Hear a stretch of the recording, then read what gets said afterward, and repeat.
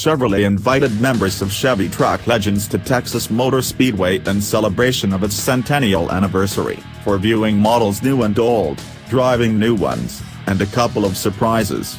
To qualify for Legends, you have to own a CK Series, Avalanche, S10, or any current body-on-frame Chevy with at least 100,000 miles on it. At Legends they know what separates real trucks from EPA trucks, or have purchased or leased 2 or more Chevy trucks in the past. No offense Chevy, but with million-mile trucks and brand loyalty what it is among pickup buyers, Legends status seems too easy.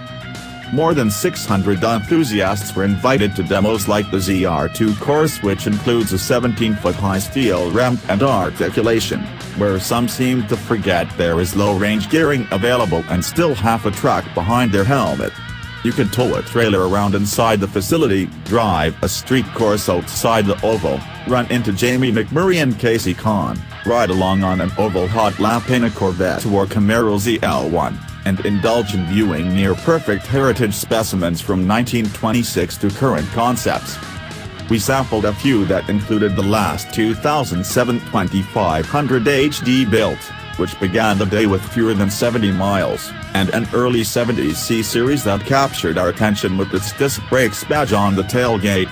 We also did some autocrossing and pro-touring trucks with minimal ground clearance, very lightly muffled LS3 or small block power and curb weights around 3,000 pounds.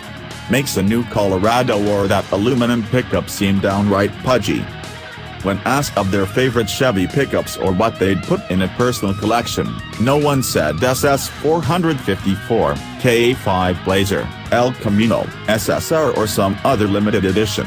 Showing how trucks are members of the family, the most common response was the first one they owned, which ran the gamut from 1946 to 2010, one that got away, or their current truck.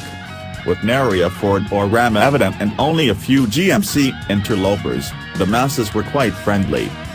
Once registered online, the program required only email and name, so it's no guarantee the 768,000 miles on one enthusiast's truck was the highest mileage attending, or that someone drove further than the Canadian plate believed from the Toronto area. But by far the most famous person there was Dale Earnhardt Jr. In his spotless black and silver 1989 S10 regular cab, Jr. drove on stage to join Chevy boss Alan Beatty in front of a group of Chevy trucks arrayed to form 100 on the infield.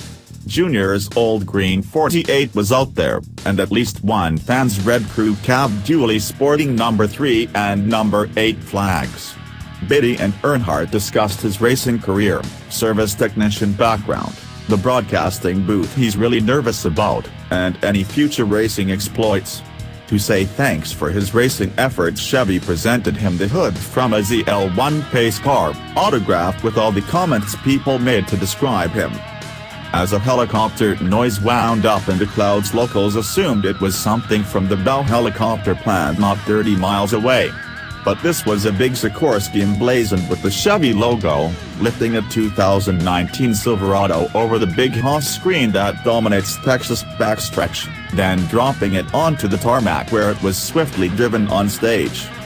New from the ground up, the 2019 Silverado was developed with feedback from 7,000 customers and experience building 85 million pickups.